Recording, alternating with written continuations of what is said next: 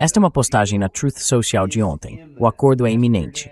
Ontem Scott Bessent foi à Fox News e disse: sim, temos algumas negociações em andamento. Um acordo pode ser anunciado já hoje, talvez amanhã, que agora é hoje. Até agora, não ouvi nada sobre um acordo. Mas ontem à noite, do lado de fora do Air Force One, o presidente Trump nos disse como as coisas estavam indo bem.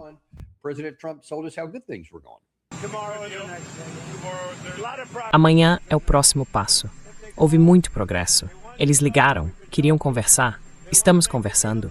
Eles querem fazer um acordo. Eles não querem ser atingidos. Esse foi o maior ataque desde a Segunda Guerra Mundial, como eu disse. Eles não queriam isso. E viram isso acontecendo. Viram todas as mercadorias sendo carregadas. Não sabiam exatamente o que estava acontecendo. Acho que seria muito inteligente fazer um acordo. Vamos ver o que acontece. Eles tiveram um dia muito bom. As negociações foram boas. O mercado de ações subiu tremendamente nos últimos 3, 4 dias. Batemos novos recordes hoje no mercado de ações. Ontem e hoje. Acho que já foram 78 vezes em um período muito curto. Então muitas coisas boas estão acontecendo. Os números do comércio são fenomenais. Vocês viram isso? Nossos números econômicos são inacreditáveis, como nunca, jamais foram antes. O investimento no nosso país está em um nível que ninguém vê em milhão. Estamos vendo muito.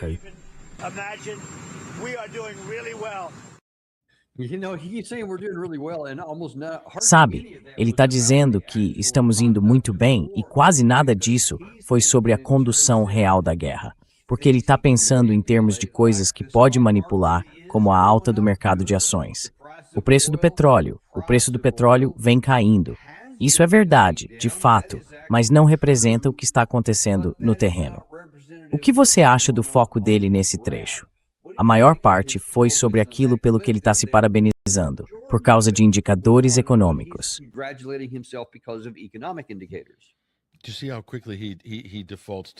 Você vê como ele rapidamente recorre ao mercado de ações como se fosse algum indicativo de quão bem as coisas estão indo, de modo geral?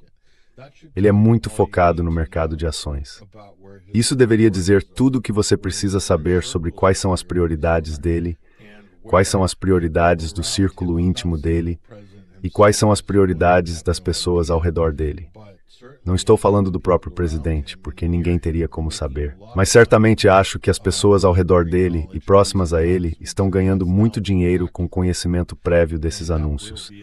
E isso agora está sendo documentado e será investigado. Quero dizer, os iranianos estão divulgando relatórios sobre operações com informação privilegiada de Trump. E isso deveria ser extremamente constrangedor para os americanos e certamente para a Casa Branca. Então ele está envolvido em toda essa manobra de desvio de atenção. Sabe, Daniel, eu nem chamaria isso de tacoin.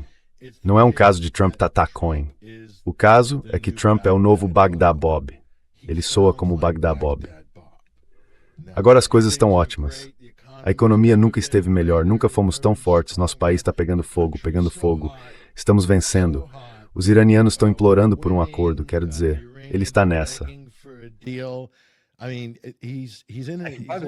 Aliás, essa é muito boa. Talvez queira-me sentir envolver isso. Desculpe, interrompi-se. Estou disponível para festas, aniversários e bar mitzvahs, Daniel. Fale com meu agente, só preciso conseguir a peruca. Pode deixar. Mas isso está chegando a níveis ridículos agora. E acho que a melhor palavra para descrever isso, que acho que foi usada por Robert Barnes, é confabulação. Trump está sofrendo de confabulação aguda. E ele realmente, provavelmente essa é a melhor descrição disso. Então, sabe, do que diabos ele está falando, afinal?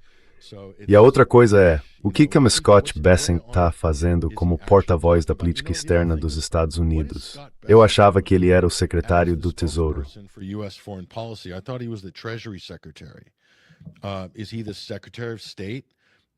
Ele é o secretário de Estado, é ele que está no comando da política externa. Quer dizer, por que eles estão fazendo comentários? Por que o secretário do Tesouro está sendo colocado no centro das atenções? E isso só mostra o quanto a Casa Branca de Trump é desorganizada, desconexa, incoerente e, de fato, sem organização. Isso que vocês estão mostrando aqui é pura propaganda. Quer dizer, é inacreditável. A era de ouro. A era de ouro, a era dourada, os dias dos monopólios. É mais ou menos a isso que eles estão se referindo. Os tempos dos Rockefeller com os Carnegie, os Mellon e os Rockefeller. Esses são os dias gloriosos.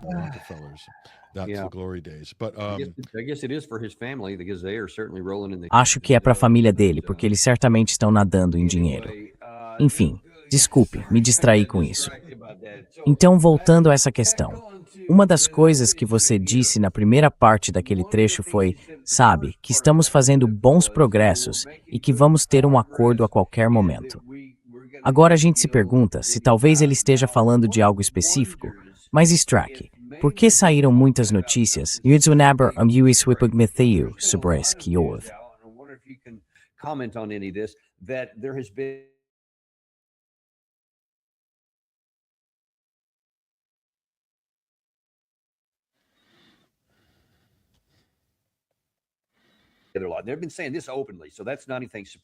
Eles vêm dizendo isso abertamente, então não é nenhuma surpresa.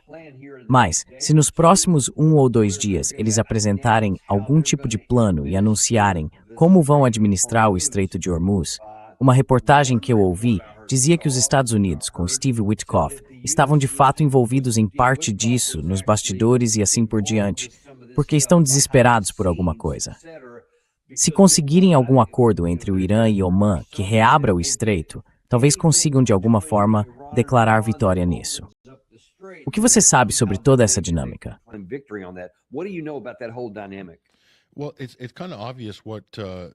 Bem, é meio óbvio o que o governo Trump está fazendo, porque eles não estão lidando diretamente com os iranianos.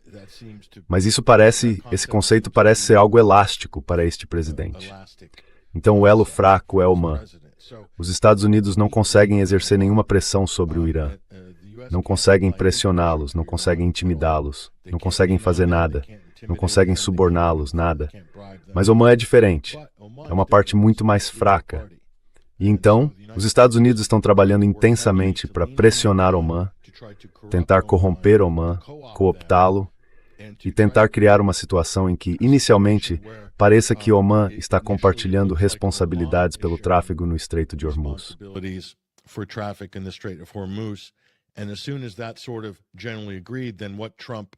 E assim que isso for mais ou menos aceito de forma geral, o que o Trump sempre fará é entrar em cena e mudar, em tempo real, os detalhes ou a estrutura do acordo.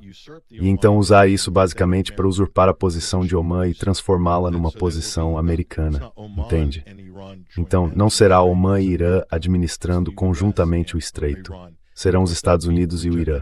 E é claro, isso seria rejeitado de imediato pelos iranianos.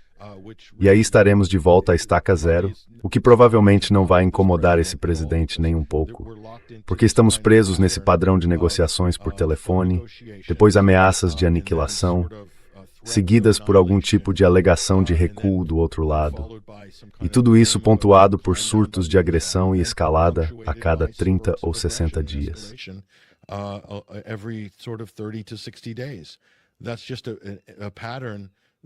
Esse é simplesmente um padrão que parece muito claro quando olhamos para os últimos 6 meses. É só isso que os Estados Unidos têm condição de fazer. E se você pensar nisso, Daniel, tendo ficado com um nível tão baixo de munições essenciais, é só isso que eles podem fazer. Só conseguem fazer uma campanha de agressão contra o Irã de 7, 10 ou talvez no máximo 14 dias. Mas só poderiam fazer isso a cada 60 dias, porque precisam de tempo para reunir seus recursos e posicionar suas munições de ataque à distância e seus bombardeiros baseados na Europa. Afinal, eles já não têm mais no Golfo Pérsico as capacidades necessárias para fazer muita coisa.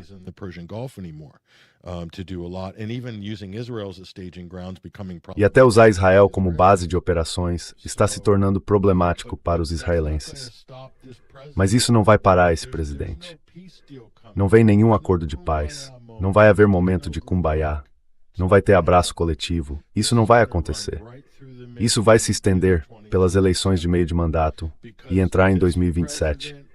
Porque esse presidente e seu herdeiro político, quem quer que seja, o candidato na chapa republicana, querem estar no palco dos debates em 2028 e dizer: fomos duros com os iranianos, não como esses democratas.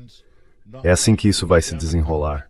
E faremos de tudo para defender nosso maior amigo e aliado, Israel. É assim que isso vai se desenrolar na conversa política dos Estados Unidos.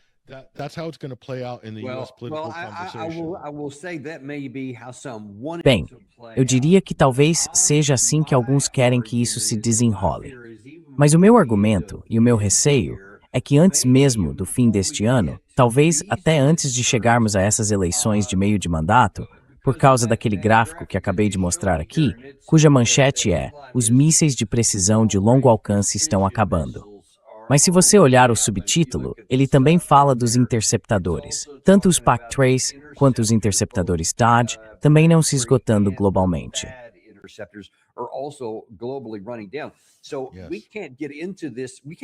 Então, não podemos entrar nisso. Não podemos entrar em outra grande troca de ataques, porque aí vamos ficar sem recursos, pelo menos os que realmente importam, e vamos ter de sofrer cada vez mais baixas. E a outra metade dessa equação, sobre a qual eu gostaria que você comentasse, é a seguinte. Pelo que eu vi, os iranianos estavam realmente ansiosos, torcendo para que no último fim de semana houvesse o maior ataque desde a Segunda Guerra Mundial, porque eles estavam posicionados e prontos para simplesmente destruir todo tipo de coisa no Oriente Médio. Isso os colocaria numa posição, francamente, de aguentar a pressão dos Estados Unidos e depois sair como o lado que decide quem manda, ou talvez até como o próprio rei, no Oriente Médio. Mas eles não conseguiram isso. E eu não acho que Trump possa fazer outra coisa do tipo. Bem, vou só dar uma pequena pancada aqui para manter as coisas agitadas por mais 30 dias ou algo assim. Porque eu percebo, pelo menos, que o próximo ataque vai ser o gatilho para o Irã partir com tudo. E depois disso, não há volta.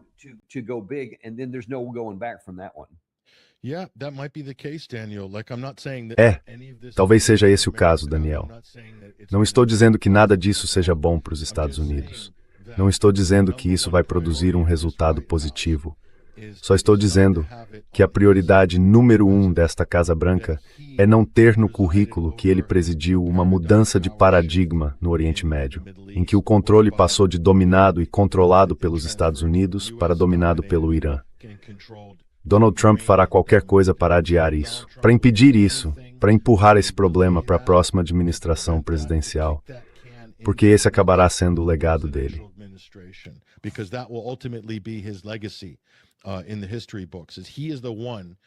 Nos livros de história, ele é quem basicamente entregou o controle do Oriente Médio aos iranianos, e os iranianos expulsaram os americanos durante Donald Trump. Então vale tudo para reforçar essa narrativa, para desviar o foco. É exatamente por isso que pressionaram tanto a Arábia Saudita. Porque veja a loucura em que a Arábia Saudita se meteu só nas últimas 2 semanas. Eles expandiram a guerra para o Iraque e para o Iêmen. Isso não faz o menor sentido. Então estão pressionando e forçando a Arábia Saudita de forma extremamente intensa para que ela se torne a força de imposição local e se remilitarize em relação ao seu papel na região. A Arábia Saudita tem estado bastante estável desde 2023, depois de alcançar um cessar-fogo efetivo com os Houthis.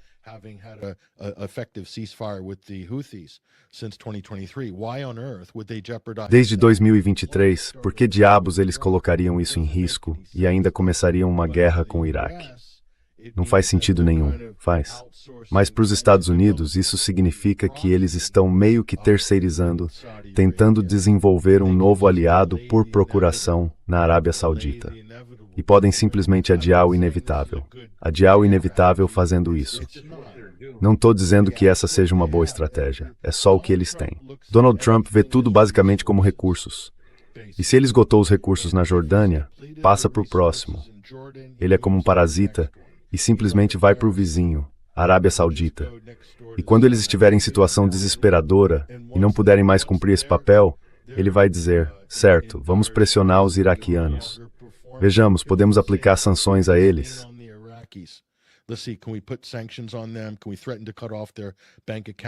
Podemos ameaçar cortar o acesso deles à conta bancária que tem no Federal Reserve de Nova York, destinada ao fundo soberano deles. Sobre quem mais podemos fazer pressão? Talvez vamos invadir Omã. Quero dizer, se os Estados Unidos vão colocar tropas em solo, O alvo mais fácil provavelmente é Omã. E aí poderiam alegar que tomariam metade do estreito. E isso, tenho certeza de que está em consideração. Então vocês vão ver que é por isso que Trump colocou Omã, entre aspas, em um de seus tweets recentes. O que isso significa? Será que vão inventar publicamente alguma narrativa de que Omã não tem realmente direito àquele território, como Ceuta e Melilla com Espanha e Marrocos? Esse é o tipo de jogo que este governo faz sem parar.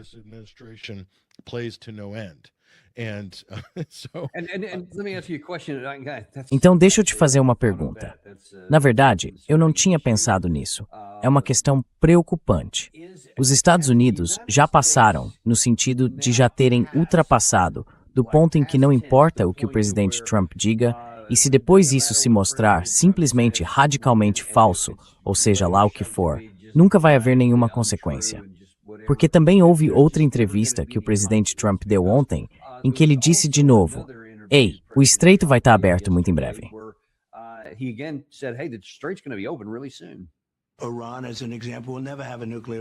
O Irã, por exemplo, nunca terá uma arma nuclear. Eles já não podem ter, mas isso vai ser formalizado.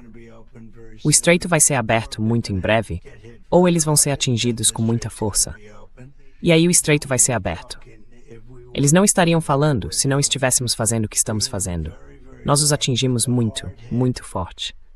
Mas o golpe mais duro ainda está por vir, e espero que não precisemos usá-lo. Estamos tendo conversas maravilhosas, e aí algum sujeito sai do Irã e diz, nós não nos reunimos. Não nos reunimos. É mentira o dia inteiro. Entendem? É simplesmente incrível. Eles vão dizer, não falamos sobre nuclear. Bom, então sobre o que falamos? Estamos lá sentados mexendo os polegares, certo? A única coisa que importa é a ação. E eles querem fazer um acordo. Vamos ver o que acontece. Se não fizerem um acordo, vai ser muito ruim.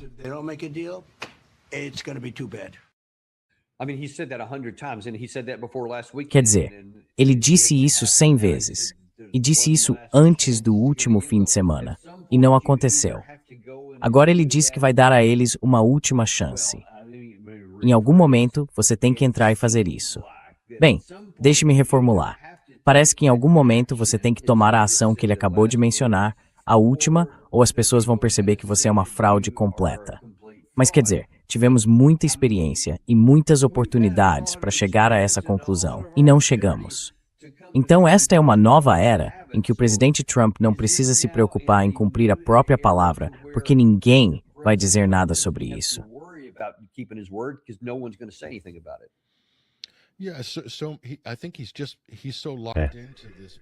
Então acho que ele está tão preso a esse modo de performance diante do público, e acho que ele acredita que o público americano vai acreditar em qualquer coisa que ele diga, ou pelo menos que sua base de apoio vai acreditar.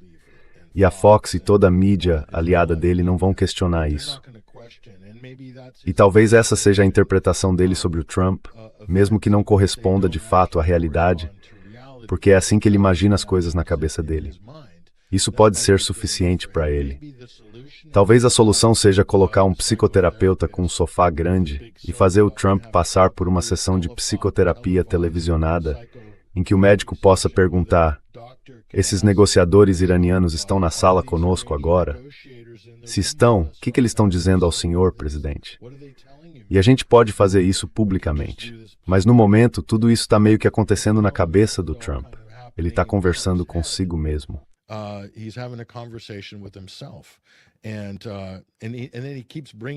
E então ele continua recorrendo ao argumento do espantalho. E você sempre vê isso ser inserido como uma ressalva no fim de absolutamente toda declaração, que é: não se pode permitir que o Irã tenha uma arma nuclear. Tudo isso é uma frase completamente falsa, um elemento fraudulento de propaganda inserido para fazer parecer que são negociações de alto risco. Porque o que poderia ter mais em jogo do que permitir ou não que o Irã tenha uma arma nuclear? Isso, de certa forma, justifica toda a agressão e os aspectos ilegais da guerra e da agressão dos Estados Unidos, como se estivessem impedindo uma ameaça nuclear descontrolada na região. Isso é pura propaganda, é uma invenção completa. Israel também faz isso. Então os Estados Unidos, o governo Trump e Israel estão totalmente alinhados na propaganda deles. E é assim que eles meio que estão contornando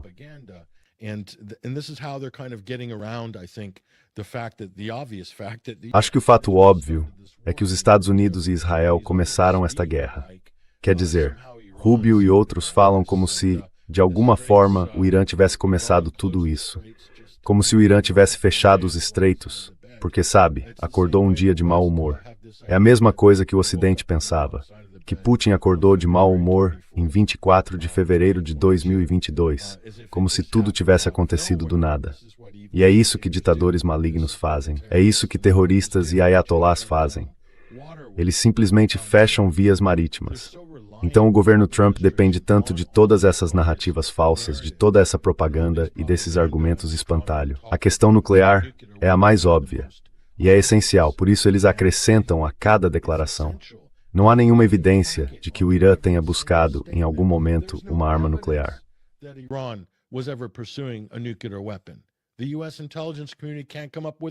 A comunidade de inteligência dos Estados Unidos não consegue apresentar um pingo de prova de que eles tenham tido armas nucleares. Na verdade, sob o acordo do JCPOA, aquele acordo nuclear com o Irã, eles sabiam que o Irã não estava desenvolvendo uma arma nuclear. Mas aquilo era apenas uma dupla salvaguarda para garantir que eles não fizessem isso em hipótese alguma.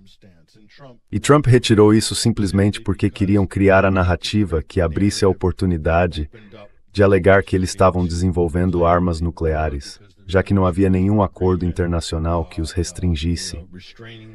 E assim abrir caminho para a guerra que ele acabou conseguindo em seu segundo mandato. Então quero dizer, eu sei que muita gente vai pensar, o Trump não, ele era uma pomba. Era contra a guerra, mas Netanyahu o arrastou para isso.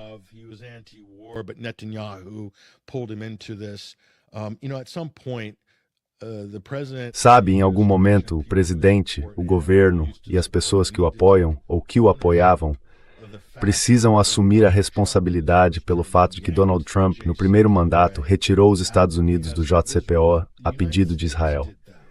Mas foram os Estados Unidos que fizeram isso. O secretário de Estado dos Estados fez isso. O próprio presidente fez isso.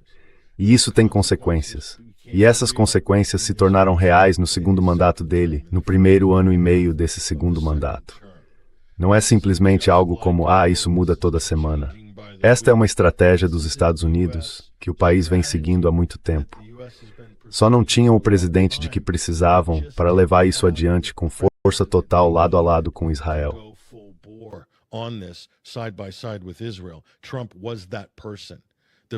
Trump era essa pessoa. A política sempre esteve lá, a estratégia sempre esteve lá. A estratégia de romper o corredor central entre a Rússia, o Irã, o Paquistão e a Índia sempre esteve lá. E agora eles conseguiram isso. A estratégia de desarticular a iniciativa Cinturão e Rota da China sempre esteve lá. E talvez esse presidente não esteja se concentrando tanto na questão chinesa. Mas o próximo presidente poderia, porque esses são objetivos de longo prazo da grande estratégia dos Estados Unidos. E também poderíamos falar de muitos outros aspectos. Pontos de estrangulamento estratégicos, vias marítimas estratégicas, rotas comerciais. Quem vai controlar tudo isso globalmente? E por quê?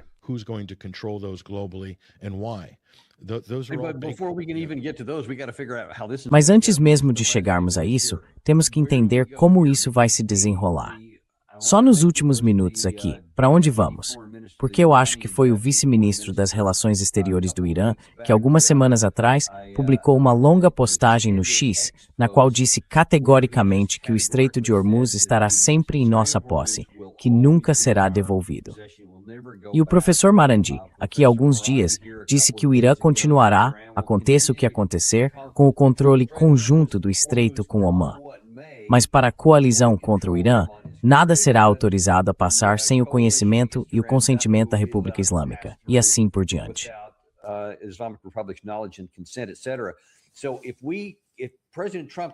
Então, se o presidente Trump não conseguir nem fingir que está retomando algum tipo de controle sobre isso, não podemos ter o Estreito bloqueado nem até as eleições de meio de mandato que estão chegando. Quer dizer, muita coisa ficou encoberta, porque, ironicamente, a China reduziu em 4 milhões de barris por dia o seu consumo e suas compras de petróleo. Nossa reserva estratégica de petróleo foi colocada em ordem. Então, até agora, mitigamos o problema. Mas essas coisas têm volumes finitos. Em algum momento, com o estreito fechado, elas vão se esgotar ou vão parar e assim por diante. Aí vamos estar diante de um problema sério. Então não podemos continuar empurrando isso com a barriga por muitos mais meses. O que acontece se não conseguirmos?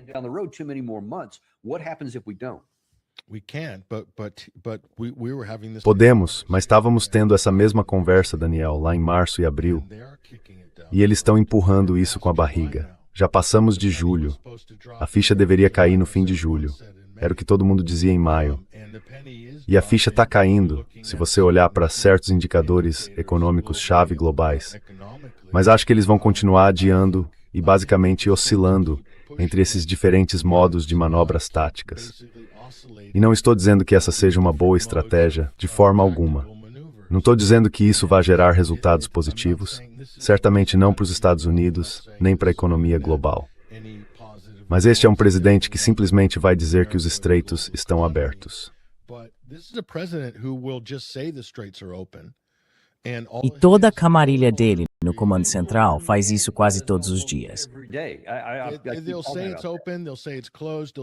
Eles vão dizer que está aberto, vão dizer que está fechado, vão dizer que nós fechamos, depois vão dizer que está aberto.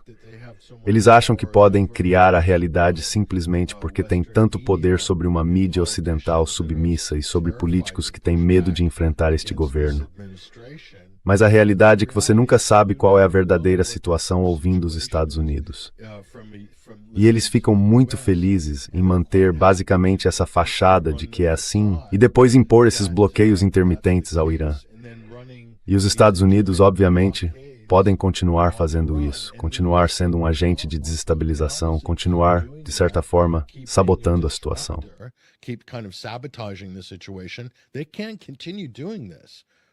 Eles podem continuar fazendo isso por algum tempo. Mesmo sem grandes estoques de munição e sem estarem abastecidos nos níveis anteriores a 28 de fevereiro, ainda podem atrapalhar. E acredito que este presidente é tudo o que ele tem. São as únicas cartas que ele tem para jogar. Isso e as sanções. E ele vai continuar jogando essa carta. Tenho absoluta certeza disso. Não há como Donald Trump levantar a bandeira branca ou admitir que vão fazer concessões aos iranianos, descongelar ativos iranianos ou suspender sanções, aliás. Ninguém em Washington vai suspender sanções contra os iranianos.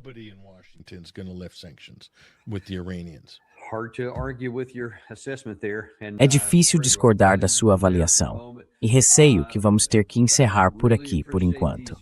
Agradeço muito as opiniões que você compartilhou sobre essas duas questões tão importantes. Nenhuma delas oferece esperança de uma solução no curto prazo, mas essa é a realidade. E é isso que queremos garantir que as pessoas entendam, porque não nos deixamos intimidar nem fazemos concessões quando se trata de dizer a verdade às pessoas. É por isso que também valorizamos ter você aqui. Só lembrando, você pode encontrar mais de Patrick Henningsen em 21stcenturywire.com e assisti-lo no Sunday Wire. Ah, nosso amigo Ian Proud está lá. Ele é um cara legal. Foi uma boa discussão, uma boa discussão. Então, agradecemos a vocês. E nos vemos hoje, à 13h, quando receberemos o professor Ted Postal. Ele vai nos trazer mais uma de suas grandes análises, coisas que você só encontra aqui no Daniel Davis Deep Dive e não em nenhum noticiário da grande mídia. Então nos vemos à 13h no Daniel Davis Deep Dive.